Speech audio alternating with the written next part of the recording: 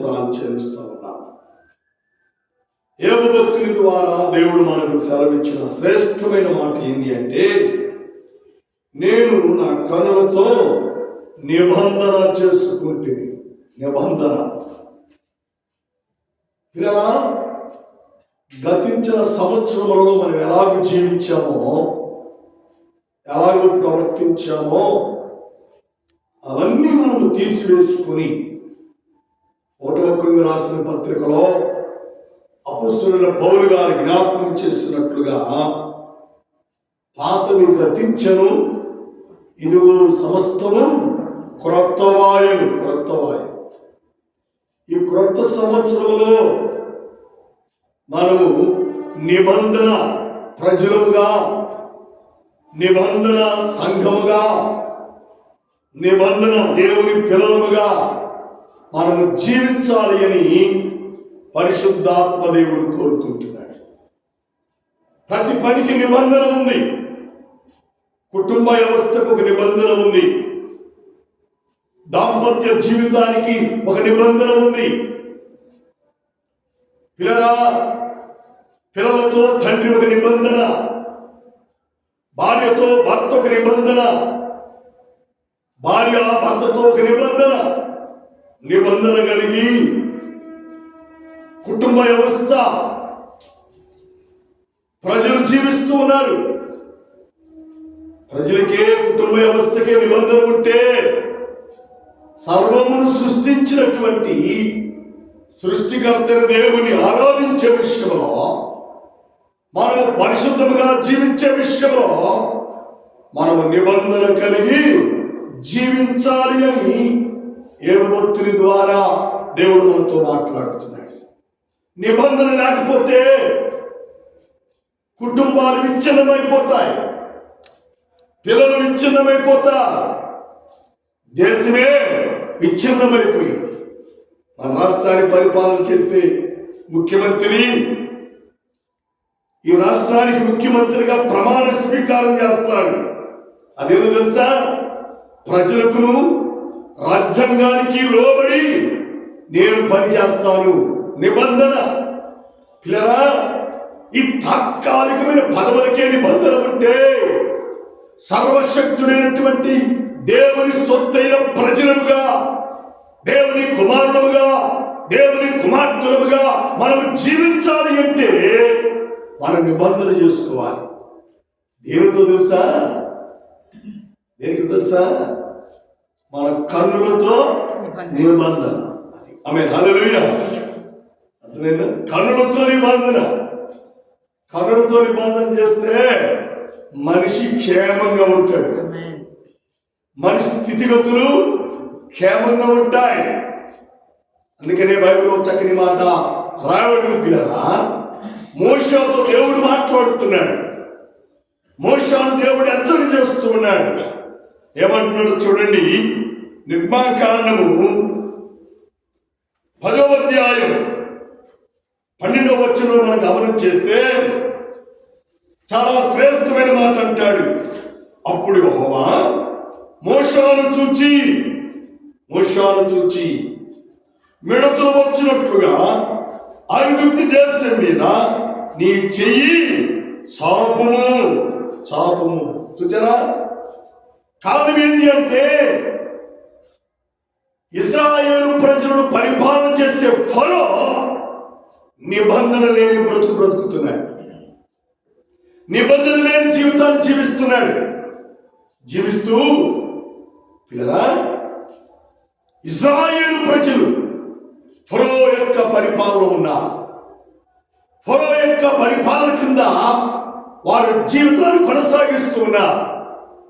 అలాంటి దినాలలో నిబంధన లేని ఫరో ఇశ్రాయేలు ప్రజలను బానిస ప్రజలుగా భావించి రాత్రనక పగలనక, ఎండనక వాననక ఎట్టి సాకిరి చేయిస్తూ ఉన్నాడు. భయంకరమైన కఠోరమైనటువంటి పని చేయిస్తూ ఉన్నాడు. ఆ పని ఏంటి? బైబిల్ మనం చూస్తే అడుసు త్రొక్కటం, ఇటుకలు చేయటం, బట్టి వేయటం, ఇటుకలు కాల్చటం. పిల్లల కొంతమంది ఆ పని చేస్తున్నారు. దట్టమైనటువంటి అడవిలోకి వెళ్ళి పెద్ద పెద్ద మ్రానులు నరికి ఇజ్రాయెల్ ప్రజలు మోసుకురావాలి, ఇజ్రాయెల్ ప్రజలు తీసుకురావాలి. ఎంత కఠోరమైనటువంటి పనిని ఆయన ప్రజల చేత చేయిస్తున్నాడు. నిబంధన లేని చట్టం చేత, నిబంధన లేని ప్రభుత్వాన్ని నడిపిస్తూ భయంకరంగా ఇబ్బంది పెడుతున్నాడు. అందుకని దేవుడు మోషేతో మాట్లాడుతున్నాడు. మోషే, చూడు, నన్ను చూడు, నేను నీ ద్వారా ఫరో రాజు బుద్ధి మారునట్లుగా, ఫరో యొక్క తత్వము మారునట్లుగా, అతని క్రియలు మారునట్లుగా, అతని ప్రవర్తనలో మార్పు వచ్చినట్లుగా నేను ఒక కార్యాన్ని, శోచక్రియను చేయబోతున్నాను. చూడు మోషే, చూచి ఈ కార్యం చేయమని దేవుడైన యెహోవా మోషేతో మాట్లాడుతున్నాడు. దేవునికి స్తోత్రం, హల్లెలూయా. కాబట్టి పిల్లలా, మన జీవితము బాగుపడాలి అంటే, మన జీవితము నిబంధన కలిగి జీవించాలి అంటే, ఆత్మ సంబంధమైన జీవితంలో మన జీవితాన్ని కొనసాగించాలి అంటే నిబంధన కలిగిన దేవుని వైపు మనం చూడాలి. ఆమేన్, హల్లెలూయా. నిబంధన కలిగినటువంటి దేవుని మనము చూచువారుగా ఉంటే దేవుని కార్యాలు దేవుడు మన పట్ల జరిగిస్తాడు, దేవుని క్రియ దేవుడు మన పట్ల జరిగిస్తాడు. అందుకనే మోషేను చూచి, ఆమేన్, హల్లెలూయా, మోషేను చూచి దేవుడు మాట్లాడుతున్నాడు. నీ చేయి చాపితే ఐగుప్తు దేశం మీదకి మిడతల దండు వస్తాయి. మిడతల దండు మా బాబు, మనం చెప్పుకుని మనం చూచే సాధారణమైన మిడతలు కాదండి, భయంకరమైన మిడతలు. దాని రెక్క చాలా బలిష్టంగా ఉండింది, బలంగా ఉండింది.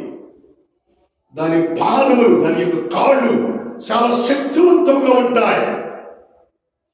పంట చేను మీద మిడత వారితే పంటంతా రాలిపోయింది. పశువుల మీద మిడత వారితే దాని కాళ్ళు యొక్క గోళ్ళు పశువుల యొక్క చర్మంలో చొచ్చుకొని రక్తము కారింది. మిడత వెళుతూ మనకు తగిలితే బ్లేడు వలె మన శరీరాన్ని కోసివేసింది. అంటే ఈ ప్రజలు దేవుని చూడకుండా, ఫరో దేవుని చూడకుండా, దేవుని వైపు కనులెత్తకుండా, దేవుని తట్టు తన మనసు పెట్టకుండా, నిబంధన లేకుండా ప్రవర్తిస్తున్నారు. కాబట్టే వారందరికీ బుద్ధి వచ్చినట్లుగా, రాజు మనస్సు మార్చబడినట్లుగా, రాజు యొక్క మూర్ఖత్వము పోవునట్లుగా దేవుడి కార్యములు జరిగిస్తూ ఉన్నాడు. ఎంత గొప్ప దేవుడు అండి!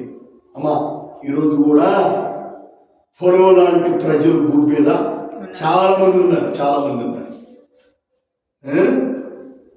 వాళ్ళకి తెలిసిన దేవుని వాక్యం బోధిస్తే అర్థం చేసుకోరు, గ్రహించరు, మనసున ఉంచరు, మనసున పెట్టుకోరు. మూర్ఖులుగా ఉన్నారు. మూర్ఖమైనటువంటి జనాంగముగా ఈ ప్రజలు సంచారం చేస్తున్నారు. మూర్ఖమైన ప్రజలుగా ఈ జనులు నిబంధన లేని జనులుగా చెదిరిపోతున్నారు.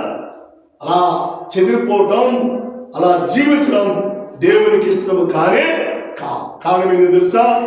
అంతటా అందరూ మారు మనస్సు పొందాలి. అంతటా అందరూ రక్షణ పొందాలి. ఎలా మారు మనస్సు పొందాలి, ఎలా రక్షణ పొందాలి అంటే వ్యక్తులను చూచిగా, ప్రజలను చూచిగా. నీ కొరకు, సర్వమానవాడి కొరకు ఆకాశం నుండి భూలోకంలో నరవతారిగా జన్మించినటువంటి ఆ యేసు వైపు మనం చూడాలి, ఆ దేవుని వైపు మనం చూడాలి. అమ్మా, పాపం లేని యేసయ్యా, పాపం ఎరగని యేసయ్యా, అమ్మా, పాపులైన ప్రజల కొరకు లోకములు జన్మించడమే కాదండి, ఆయన ఆకారమును కోల్పోవునట్లుగా కోల్పోనట్లుగా, సగసును కోల్పోనట్లుగా, స్వరూపాన్ని కోల్పోనట్లుగా కొరడా దెబ్బలు తిన్నాడు, గాయపరచబడ్డాడు. అమ్మ బాబు, ఆయన వస్త్రము లాగబడింది, ఆయన వస్త్రము చీట్లు వేసుకుని పంచుకున్నారు. అంత మాత్రమే కాదు పిల్లరా, నీవు దేవుడివైతే నీవు రక్షించుకొని మమ్మును కూడా రక్షించమని హేళన చేశారు, ఎగతాళి చేశారు. అయినా దేవుడు అది మనసులో పెట్టుకోవాలా. యేసుక్రీస్తు వారు శిలువలో పలికిన శ్రేష్టమైన మాట ఏం తెలుసా? తండ్రి, వీరేమి చేయుచున్నారో వీరు వేరుగరు. కారణం ఏంటంటే వీరు నిబంధన లేని ప్రజలు, వీరిలో నిబంధనలే వ్యర్థమైన చూస్తున్నారు, పాప సంబంధమైన చూస్తున్నారు, శరీర సంబంధమైన చూస్తున్నారు, ఆచారం వైపు చూస్తున్నారు, అలవాటు వైపు చూస్తూ ఉన్నారు, ఈ లోక సంబంధమైన మూఢ నమ్మకాలను మనసును పెట్టుకొని చూస్తూ ఉన్నారు. కాబట్టి తండ్రి, వీరేమి చేయుచున్నారు వీరు ఎరుగరు. దయతో వీరిని క్షమించు. అమ్మా, నిబంధన లేని ప్రజలను దేవుడు ఈ రోజు వరకు కూడా క్షమిస్తూనే ఉన్నాడు. అందుకే బైబిల్ చక్కగా మాట్లాడబడింది, ఇంత గొప్ప రక్షణను నీవు నిర్లక్ష్యం చేస్తే రాబోయే ముగ్గురుతో నీవు ఎలాగూ తప్పించుకుంటావు. సహోదరుడా, సహోదరి, రాబోయే ముగ్గురుతో తప్పించుకోవాలి అంటే ఇప్పుడే కృపాకాలంలోనే నీ కనులకు నిబంధన నేర్పు, నీ కనులతో నిబంధన చేసుకో. నేను కన్యకని ఎలాగూ చూడగలను, పాపముని ఎలాగూ చూడగలను, అపవిత్రమైనవి ఎలాగో నేను చూడగలను, వాక్యానికి వ్యతిరేకమైనవి నేను ఎలాగో చూడగలను, సంఘానికి వ్యతిరేకమైనవి నేను ఎలాగో చూడగలను అని నువ్వు తీర్మానం చేసుకొని, దేవా నా కనులు నీ తట్టు చూస్తున్నాయి. 121 కీర్తనలో మొదటి చరణంలో సెలవిచ్చినట్లుగా, కొండల తట్టు నా కనులెత్తుచున్నాను, నాకు సహాయము ఎక్కడ నుండి వచ్చును, యెహోవా వలనే నాకు సహాయము కలుగుతుంది. అమ్మా, దేవుని వల్ల నీకు సహాయం దొరకాలి అంటే, నీ బానిసత్వం పోవాలి అంటే, నీ పాపస్థితి పోవాలి అంటే, నీ ఆచారాలు పోవాలి అంటే, నీ మూఢ ఆచారాలు పోవాలి అంటే, నీ మూఢతత్వాలు పోవాలి అంటే మనుషుల వైపు చూడబాకు. నీ కొరకు నా కొరకు రూపమును, ఆకారమును, స్వరూపాన్ని, సగసును కోల్పోయి 3 రేఖల మధ్య వేలాడతీయబడినటువంటి జీవము కలిగిన దేవుని తట్టును చూస్తాం. అలాంటి నిబంధనలు చేసుకుంటే నీ దరిద్రతని నుండి దేవుడు తీసివేస్తాడు, నీ రోగమును దేవుడు నీ దగ్గర నుండి తీసివేస్తాడు, నీ శాపమును దేవుడు నీ దగ్గర నుండి తీసివేస్తాడు. భయంకరమైన పరిస్థితుల నుండి దేవుడు నిన్ను బాగు చేస్తాడు అని దేవుని వాక్యము ద్వారా దేవుడు మనతో మాట్లాడుతున్నాడు. ఆమేన్, హల్లెలూయా. పిల్లలా, ఎన్ని మారులు బోధించినా, ఎన్ని మారులు గద్దించినా ఎననల్లని ప్రజలకు శ్రమ. పొరవదు దేవుడు ఎన్ని మారులు చెప్పాడు, ఎన్ని మారులు హెచ్చరిక చేశాడు, ఎన్ని మారులు అద్భుత కార్యముల చేత దేవుడు హెచ్చరిక చేశాడో. పొరవదు దేవుడు మారనే. అందుకనే దేవుడు కఠినమైన నిర్ణయాలు తీసుకొని మిడతల దండును ఆ దేశం మీదకి పంపించాడు. మా పొలాలన్నీ మిడతల దండులే, ఇల్లు మిడతల దండులే, కూర్చుందామన్నా మిడతల దండే, నడుద్దామన్నా మార్గం అంతా అంతా మిడతలమయమైపోయిందండి. ఫరో యొక్క రాజ్యంలో మిడతల యొక్క దాడి చేత అందరూ గాయపరచబడ్డవారే, అందరూ రక్తమును చిందించిన వారే, అందరూ బాబో అయ్యో అని కేకలు వేస్తూ అందలారుస్తూ, రాజుగారు నీవిలా ఉంటే మేము సావవలసిన పరిస్థితి వచ్చిందయ్యా. మోషే ఏం చెబుతున్నాడో, అహరోను గారు ఏం చెబుతున్నాడో అది విని నీ హృదయం మార్చుకో. ఆయన ప్రజలను పడినటువంటి ఇజ్రాయేలు వారితో పంపించి మా బాబు, నిబంధన లేని రాజు భయపడినట్టు నటిస్తాడు. అవన్నీ పోయిన తర్వాత మళ్ళా హృదయాన్ని కాఠిన్యపరుచుకుంటాడు. మనోడు కూడా అంతేనండి. కష్టాలు పోయేదాకా ప్రభువా దేవుడా అని ప్రార్థన చేస్తారు. చర్చికి వస్తారు. ఏమండి, ప్రత్యేక ప్రార్థనలు, ప్రత్యేక కూడికలు పెట్టుకుంటారు, ఉపవాసాలు ఉంటారు. అన్ని పోయిన తర్వాత మన దేవుణ్ణి మర్చిపోతారు, మన దేవుని వెనకేస్తారు. ఫరో యొక్క లక్షణాలు, ఫరో యొక్క మనస్తత్వం ఈనాడు ప్రజలు కూడా బాగా ఉందండి. అది పోవాలి అంటే మన కనులతో మనము నిబంధన చేయాలి. దేవుని సహవాసాన్ని కలిగి ఉండాలి. పరిశుద్ధాత్మ సహవాసాన్ని కలిగి ఉండాలి. దేవుని వైపు చూచుకుంటూ మన జీవితాన్ని కొనసాగించాలి.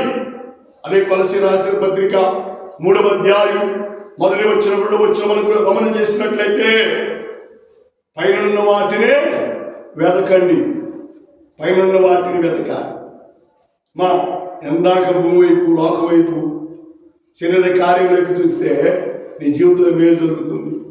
నువ్వు మేలు పొందుకోవాలి, మేలు సంపాదించుకోవాలి అంటే పైనున్న వాటి వైపే మనము దృష్టి పెట్టాలి. పైనున్న వాటినే మనము చూచువారముగా ఉండాలి. దానిని బట్టియే దేవుడు మనల్ని దీవిస్తాడు, దానిని బట్టియే దేవుడు మనల్ని ఆదరిస్తాడు, దానిని బట్టియే దేవుడు మనల్ని ఆశీర్వదించువాడిగా ఉంటాడు. అలా ఉండాలి అంటే మనల్ని మనం దేవునికి అర్పించుకుందాం. ఈరోజు మన కనులతో మనం నిబంధన చేద్దాం. వ్యర్థమైనవి నేను చూడను ప్రభువా. ఈ 2026లో పాప సంబంధమైన నేను చూడనయ్యా, ఆచార సంబంధమైన నేను చూడను ప్రభువా. ఆత్మ సంబంధమైన నేను చూస్తాను, ఆత్మ సంబంధమైన జీవితంలో నా జీవితాన్ని కొనసాగిస్తాను అని నువ్వంటే, అలా నువ్వు తీర్మానం చేసుకుంటే బానిస బ్రతుకు నుండి దేవుడిని గొప్ప విడుదల దేవుడిస్తాడు. ఆచార సంబంధమైన బ్రతుకు నుండి దేవునికి విడుదల దేవుడిస్తాడు. నామక క్రైస్తవ జీవితం నుండి దేవునికి విడుదల దేవుడిస్తాడు. అది నువ్వు పొందుకోవాలి, అది నువ్వు సంపాదించుకోవాలి అంటే నీ కనులతో నీ నిబంధన చేసుకోవాలి అని దేవుని వాక్యం ద్వారా దేవుడు మనకు జ్ఞాపకం చేసుకున్నాం. కానీ కనుక మనల్ని మనం దేవునికి అర్పించుకున్నాం, మనల్ని మనం దేవునికి సమర్పణ చేసుకున్నాం. దేవుని చిత్తానుసారమైన జీవితంలో మన జీవితాన్ని జీవించి ఆత్మీయ మేలు, ఆత్మీయ దీవెన, ఆశీర్వాదాలు మనం పొందుకుందాం. ప్రార్థన చేద్దాం. తాళవంచండి. కృపామయుడ, ప్రేమికుడు మా తండ్రి, ఎంతవరకు మీరు మాతో ఈ వాక్యం ద్వారా మాట్లాడిన విధానకే నీకు వందనాలయ్యా. ఎంతమైన వాక్యాన్ని మీరు కట్టండి, ఫలింపదాయించండి. వాక్యానుసారంగా నడుచున్నట్లుగా, జీవించినట్లుగా మమ్మల్ని మీరు బలపరచండి. మీ కృప చేత మీరు ఆదరించి కనికరించండి. మాతో మీరుండి సహాయం దాయించండి. మీ ఆత్మీయ నడిపింపును, మీ ఆత్మీయ దృష్టి కలిగి మేము జీవించినట్లు, బ్రతుకున్నట్లుగా మమ్మల్ని మీరు బలపరచమని, తోడుగా ఉండి దీవించమని యేసు నామమున తండ్రి, ఆమేన్.